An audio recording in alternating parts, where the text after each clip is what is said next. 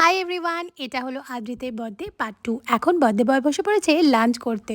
সবাই আশীর্বাদ করার পর ওর দাদু ট্রাই করছিল ওকে কিছু খাওয়ানোর, কিন্তু ও তো কিছুই খেলো না। ওর পাপা দেখো ছোট্ট একটা বলে করে ওর জন্য একটা ফিশ এনেছে, কি কিউট না।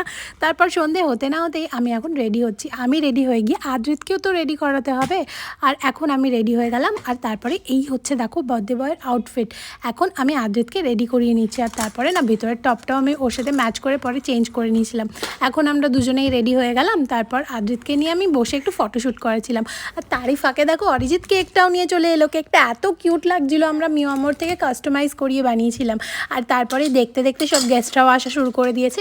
আদ্রিতের যেহেতু এটা ফার্স্ট ইয়ার বার্থডে, খুব বেশি না হলেও ক্লোজ কিছু রিলেটিভস আর ফ্রেন্ডসদেরকে নিয়েই ওর বার্থডেটা সেলিব্রেট করেছিলাম। তারপরে আদ্রিতকে নিয়ে আমি একটু ফটো তুলছিলাম, আর দেখতে দেখতে সব গেস্টরাও চলে এসেছিলো।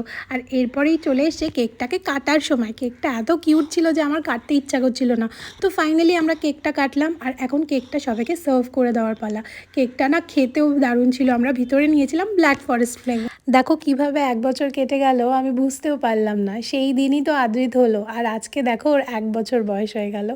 আদ্রিত যেদিন হয়েছিল ওই দিনটা আমার কাছে সারা জীবন মেমোরেবল হয়ে থাকবে। কখনো তোমাদের সাথে শেয়ার করব সেই দিনের পুরো এক্সপিরিয়েন্সটা।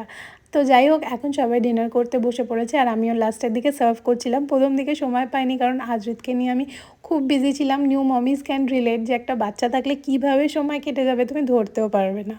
আদ্রিত নতুন কার নিয়ে খুব বিজি, তার ফাঁকে আমি ডিনারটাও করে নিলাম। আর তারপরে আমাদের মনে পড়বে যে আমাদের তো 3জনের একসাথে ছবিও তোলা হয়নি।